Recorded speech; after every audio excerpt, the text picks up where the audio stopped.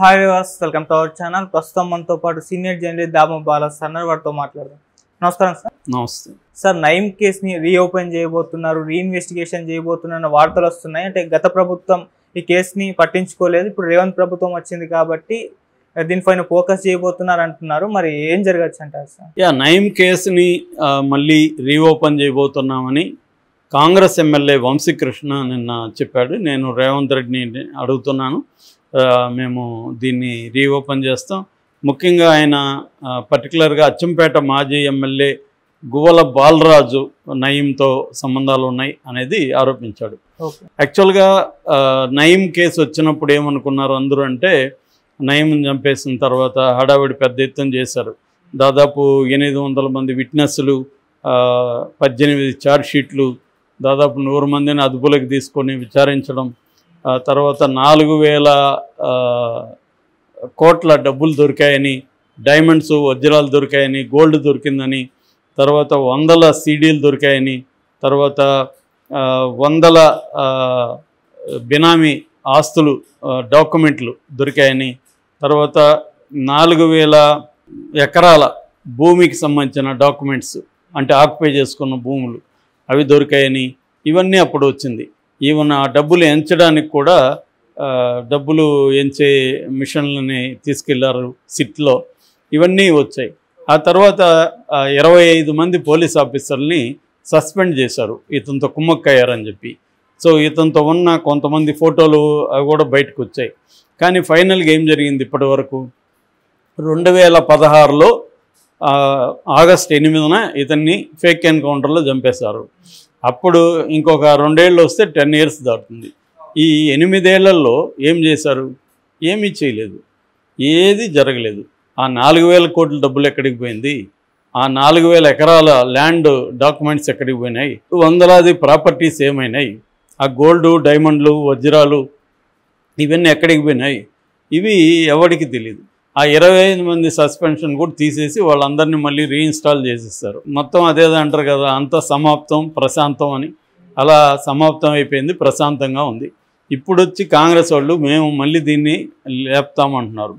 వీళ్ళు నాకు తెలిసి వీళ్ళకి కూడా ఏమి సిన్సియారిటీ ఉందని నేను అనుకోవట్లేదు. ఎందుకంటే నయీంని సృష్టించింది తెలుగుదేశం, చంద్రబాబు. దాని తర్వాత నయీంను పెంచి పోషించింది కాంగ్రెస్ పార్టీ.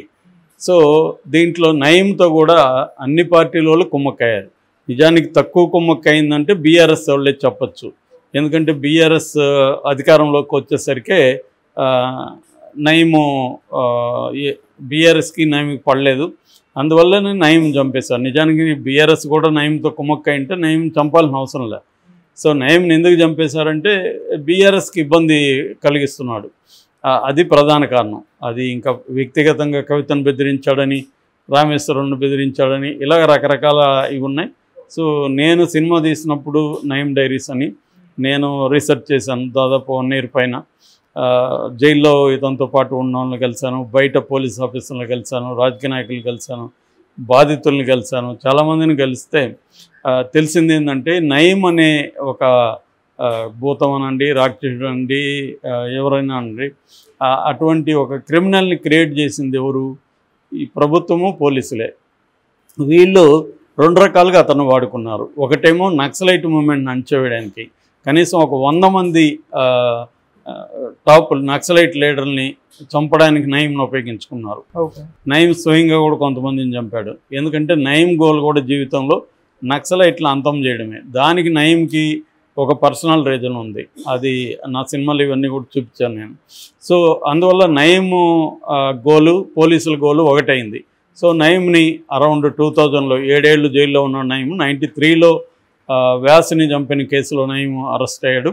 వ్యాసుని జనవరిలో చంపితే ఫిబ్రవరిలో 93లో అరెస్ట్ అయ్యాడు. అక్కడి నుంచి 7 ఏళ్ళు జైల్లో ఉన్నాడు. 7 ఏళ్ల తర్వాత 2000 సంవత్సరంలో అతన్ని బయటికి తీసుకొచ్చారు, ఎస్ఐబి కంట్రోల్లో పెట్టుకున్నారు. సో ఇక్కడ ఏమైందంటే నయీంని ఇటు రాజకీయ నాయకులు, ఇటు పోలీసులు తమ పర్సనల్ గెయిన్స్ కోసం కూడా ఉపయోగించుకున్నారు. అంటే నయీం ఎప్పుడైతే తన పెద్ద టీమును ఫామ్ చేసుకోవాలి, నాకు ఆయుధాలు కావాలి, నక్సలైట్లని ఇది చేయాలంటే అని వాళ్ళకి చెప్పినప్పుడు, నువ్వు ఏ దందాలు చేయి, దోపిడీలు చేయి, ఏమన్నా చేయి, మాకైతే నక్సలైట్లను పట్టించు, నువ్వు మిగతా విషయాలు ఏమన్నా చేసుకో అని పర్మిషన్ ఇచ్చేశారు. దాంతో నయం ఏం చేశాడు, బిగినింగ్లో దోపిడీలు కూడా చేశాడు, బస్ దోపిడీలు ఇలాంటి దొంగతనాలు దోపిడీలు కూడా చేశాడు. తర్వాత అతనికి అర్థమైంది ఏమంటే ల్యాండ్ గ్రాబింగ్ ఈజీ అని అర్థమైంది. ఎందుకంటే 2000 సంవత్సరం మనం కానీ గుర్తుంటే చరిత్రలో అదే టైంలో ఇక్కడ ఐటీ బూమ్ స్టార్ట్ అయింది హైదరాబాద్లో.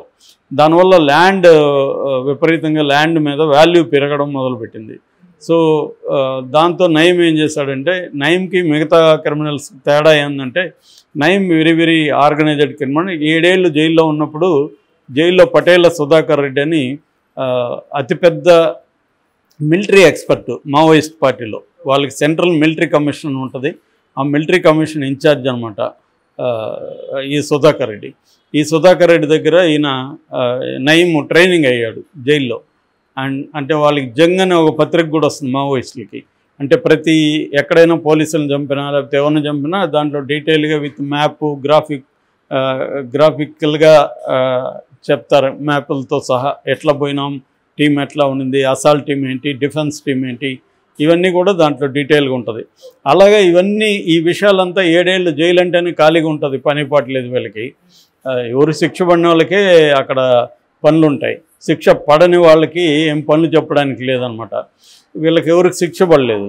సో అందువల్ల వీళ్ళు ఏం చేశారు, 24 అవర్స్ వీళ్ళు జైల్లో ట్రైనింగ్ అవ్వడం, ఎట్లా చేయాలి, మిలిటరీ యాక్షన్స్ ఎలా చేయాలి, ఇవన్నీ. తర్వాత బయట వచ్చినాక ఎస్ఐబి వాళ్ళ నుంచి కూడా ఇతనికి ట్రైనింగ్ అంతా దొరికింది. అంటే 2 లీతల్ ఆర్గనైజేషన్స్ నుంచి ఇతనికి సపోర్టు, ట్రైనింగ్గు, వాళ్ళ ఎక్స్పీరియన్సు అంతా కూడా అందింది. దాని తర్వాత ఇతను ఏం చేశాడు, తన సైన్యం ఒక 250 మందిని ఎక్స్-నైట్లను తీసుకున్నాడు. వీళ్ళల్లో కొంతమంది రకరకాల స్కిల్ ఉంటాయి. ఇప్పుడు ఒకరిని చంపాలనుకో రెక్కికి ఒక టీం వాడతాడు. తర్వాత అసాల్ట్ టీం అంటారు, అసాల్ట్ అండ్ డిఫెన్స్ టీం ఉంటుంది. అంటే ఒక వ్యక్తిని చంపడానికి ఒక 10 మంది ఉంటారనుకో, 10 మందిలో 3 అసాల్ట్ టీం ఉంటారు, అంటే అటాక్ చేస్తారు.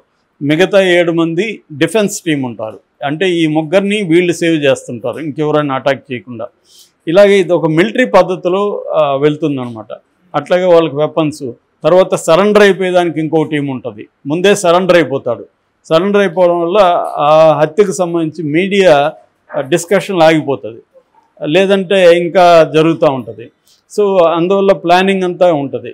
సో సరెండర్ అయిపోయేవాళ్ళు వేరే వాళ్ళు, రెక్కీ చేసేవాళ్ళు వేరే వాళ్ళు, చంపేవాళ్ళు వేరే వాళ్ళు, ఇలాగ మొత్తం టీమును పెట్టుకున్నాడు. బెదిరించడానికి ఒక టీము, ల్యాండ్ ఆక్యుపై చేసేదానికి ఒక టీము, ఇలాగ స్పెషలైజేషన్ అనమాట. సో ఈ 250 మందికి మంత్లీ బ్యాంక్ ద్వారా శాలరీలు వెళ్ళేవి నయం నుంచి. ఇదొక పద్ధతి. రెండో పద్ధతి ఏంటంటే రెవెన్యూ అధికారులతో ర్యాపో పెట్టుకొని రెవెన్యూ అధికారులు వీక్ ఓనర్స్గా ఉన్న ల్యాండ్ వివరాలు ఇస్తారు ఇతనికి. ఎందుకంటే ఆ ఓనర్స్ వీక్గా ఉంటారు, వాళ్ళకేం పెద్ద వాళ్ళకేదో వాళ్ళ తాతల కాలం నుంచి ల్యాండ్ వచ్చి ఉంటుంది తప్ప వాళ్ళకి ఏ రకమైన పలుకుబడి కానీ బలం కానీ ఉండదు. అలాంటి ల్యాండ్స్ వివరాలు తీసుకోవడం, వీళ్ళ టీం వెళ్ళి వాళ్ళని బెదిరించడం, వాళ్ళ 1 ఎకరా 10 కోట్లు అనుకో, వీళ్ళు 2 కోట్లు అతనికి ఇచ్చి రాయించుకోవడం లీగల్గా. ఈ రాయించుకోవడానికి మళ్ళీ ల్యాండ్ రిజిస్ట్రేషన్ అధికారులతో కూడా ఇతను మాట్లాడుకున్నారు. వాళ్ళే ఇతను పిలిచిన చోటుకు వచ్చి రిజిస్టర్ చేసుకొని వెళ్ళేవాళ్ళు. ఇలాగ మొత్తం పోలీసు వ్యవస్థకి అందరికి కూడా వాటాలు ఉంటాయి. దాదాపు 14 మంది ఐపీఎస్ ఆఫీసర్లు ఒక్కొక్కరు 100 కోట్ల పైన సంపాదించుకున్నారనే విషయం చాలామందికి తెలుసు. ఇతను ఉపయోగించుకొని ఇతను ఎవరితో పోలీస్ ఆఫీసర్తో అవసరం ఉన్నా ఒక కీ తీసుకొని వెళ్ళేవాడంట. ఆ కీ కారుది కావచ్చు, ప్లాట్ది కావచ్చు, ఆ కీస్ ఇచ్చేవాడు అతనికి. సార్ మీరు ఇంకా ఎందుకు ఆల్టోనే వాడుతున్నారు, ఇదిగోండి అని ఒక లగ్జరీ కారు ఇవ్వడం, అట్లాగే ఒక ఫ్లాట్ ఇవ్వడం, మీ కూతురికి పెళ్ళి అవ్వబోతుంది కదా సార్ గిఫ్ట్గా తీసుకోండి అని. ఇట్లా ఇవన్నీ ఇతను చేశాడు. సో అందువల్ల దీంట్లో కాంగ్రెస్ నాయకులు ఉన్నారు ఇతనితో, తెలుగుదేశం నాయకులు ఉన్నారు, కొంతమంది బీఆర్ఎస్లోకి తర్వాత వెళ్ళిన బీఆర్ఎస్ నాయకులు కూడా ఉన్నారు. అందువల్ల ఇది ఒక పుట్ట లాంటిది, ఇది కలబెడితే రేవంత్ రెడ్డి మీదకి కూడా వస్తుంది. కాబట్టి రేవంత్ రెడ్డి కలబెట్టడు. ఒకవేళ కలబెట్టదలుచుకుంటే ఓన్లీ కేసీఆర్ని ఇబ్బంది పెట్టడానికి మాత్రమే దీన్ని వాడుకొని వదిలేసే అవకాశం ఉంది.